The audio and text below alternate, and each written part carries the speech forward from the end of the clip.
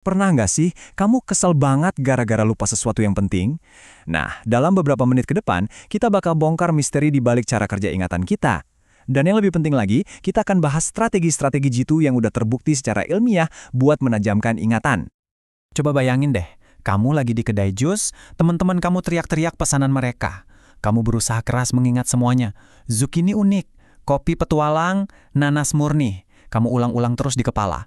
Tapi, tiba-tiba ada yang nyerobot antrean. Kamu jadi kesel.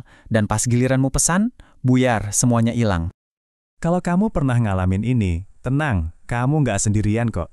Ini tuh kejadian yang umum banget. Dan ini sama sekali bukan cerminan kecerdasan atau kemampuan kamu. Anggap aja ini kegagalan sistem, bukan kegagalan personal. Masalahnya adalah, kita sering banget mikir kalau ingatan itu kayak hard drive komputer, sempurna dan pasif. Padahal kenyataannya, cara kerja otak kita itu jauh lebih dinamis dan jujur aja jauh lebih keren dari itu. Oke, yuk kita selami lebih dalam. Pertama-tama, kita perlu membongkar kesalahpahaman terbesar tentang ingatan. Kita sering banget salah kaprah, ngira ingatan itu kayak kamera video yang merekam setiap detail dengan sempurna. Kenyataannya, jauh lebih menarik dari itu. Para ilmuwan sekarang tahu kalau ingatan itu lebih mirip kayak kita lagi nyusun balok-balok mainan. Setiap kali kita mengingat sesuatu, kita tuh nggak lagi muter ulang rekaman. Kita secara aktif membangun kembali kenangan itu dari potongan-potongan informasi. Dan disinilah kuncinya. Setiap kali kita membangun ulang, kita bisa sedikit mengubahnya. Bahkan tanpa sadar, kita bisa masukin detail yang salah. Ingatan kita itu hidup dan bisa berubah. Selanjutnya, mari kita lihat gimana otak kita mengorganisir berbagai jenis kenangan. Nah, ini nih kuncinya buat ngerti kenapa kita bisa lupa nama orang, tapi nggak pernah lupa cara naik sepeda. Poin penting berikutnya adalah, ingatan itu bukan satu hal yang tunggal. Otak kita punya sistem yang beda-beda untuk tugas yang beda-beda. Contohnya, ada ingatan prosedural atau memori otot buat keahlian, dan ada ingatan episodik buat kejadian-kejadian dalam hidup kita. Kisah nyata seorang pasien bernama HM nunjukin ini dengan jelas banget. Setelah operasi otak, dia kehilangan kemampuan buat membentuk ingatan episodik baru. Dia nggak bisa ingat dia makan apa 30 menit yang lalu. Tapi, ingatan proseduralnya masih utuh. Dia bisa belajar keterampilan baru kayak menggambar. Ini bukti kalau ingatan itu bukan satu laci di otak, tapi sebuah jaringan sistem yang kompleks dan terpisah. Sekarang, kita bahas sisi sebaliknya. Lupa. Mungkin kedengeran aneh ya, tapi melupakan itu sebenarnya proses yang penting banget dan juga aktif loh. Jadi, kenapa sih kita lupa? Pertama, seringkali ini karena kegagalan perhatian. Kamu tuh nggak benar-benar lupa nama orang di pesta. Kamu nggak pernah benar-benar menyimpannya dari awal karena terlalu sibuk mikirin mau ngomong apa selanjutnya. Kedua, ada yang namanya interferensi. Ingatan di mana kamu parkir mobil hari ini, bentrok sama ingatan parkir kemarin, bikin ingatan yang lebih lama jadi kabur. Tapi nih, yang paling mengubah cara pandang adalah ini. Melupakan itu seringkali sebuah fitur, bukan bug. Otak kita secara aktif memangkas detail-detail yang nggak penting, supaya kita bisa menangkap intisari dari sebuah pengalaman. Oke, teorinya cukup. Sekarang bagian praktisnya. Yuk kita lihat gimana caranya kita bisa pakai semua pengetahuan ini buat benar-benar meningkatkan ingatan kita. Jadi, poin krusialnya adalah ini. Kita nggak bisa pasif. Kalau mau ingatan yang kuat, kita harus sengaja terlibat. Kita harus jadi arsitek dari ingatan kita sendiri. Coba deh pikirin cara kita belajar. Baca ulang sambil stabiloin buku, kayaknya produktif ya. Tapi itu sebenarnya metode yang pasif banget. Otak kamu nggak benar-benar kerja keras. Sebaliknya, kalau kamu memaksa diri kamu buat mengingat informasi, misalnya pakai flashcard atau coba ngajarin orang lain, itu baru latihan aktif. Nah, itulah yang membangun koneksi saraf yang kuat. Kuncinya bukan cuma latihan, tapi gimana cara kita latihan.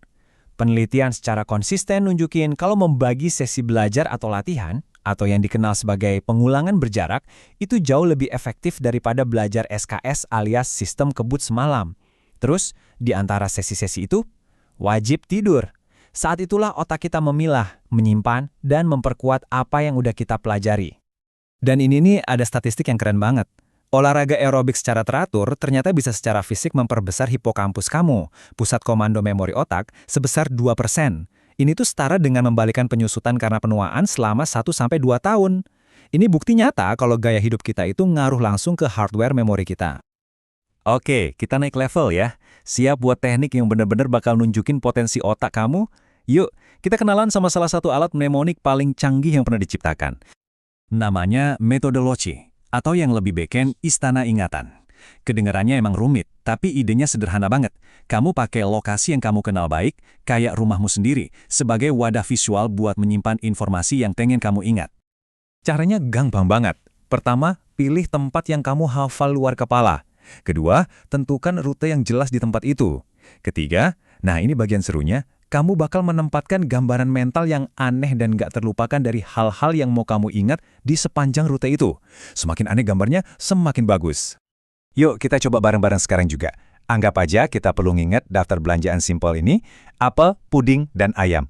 Istana ingatan kita adalah rumah kita sendiri. Oke, kita mulai dari serambi depan. Waktu kamu masuk, bayangin deh kamu nginjek apel di lantai.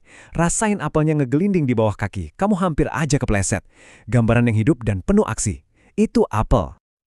Lanjut, kita masuk ke ruang tamu. Dan di sana, di sofa kesayangan kamu, ada bekas tangan puding coklat di mana-mana. Jijik banget kan? Tapi justru itu yang bikin gampang diingat. Itu puding. Terakhir, kita sampai di ruang makan. Di tengah meja, ada ayam panggang yang kelihatannya enak banget. Tapi, pas kamu deketin, ayamnya malah berkokok. Aneh dan lucu banget kan? Suara kokok dari ayam panggang. Itu ayam. Nah, coba deh, sekarang jalan-jalan lagi di pikiran kamu lewat rute tadi. Serambi, ruang tamu, ruang makan. Kelihatan kan gambarnya? Dan ini baru permulaan loh. Para juara memori dunia itu pakai teknik ini buat ngapalin ratusan hal, pidato panjang, bahkan urutan satu dek kartu remi yang udah dikocok. Ini bukti kekuatan otak kita saat kita memberinya struktur yang tepat untuk bekerja. Jadi, pada akhirnya, lupa itu bukan musuh. Lupa adalah proses penyaringan alami dari otak kita. Pertanyaan yang sebenarnya bukan gimana caranya biar nggak lupa, melainkan dengan semua alat ini, informasi penting apa sih yang akan saya pilih untuk dibangun menjadi ingatan yang abadi? Coba deh, renungkan.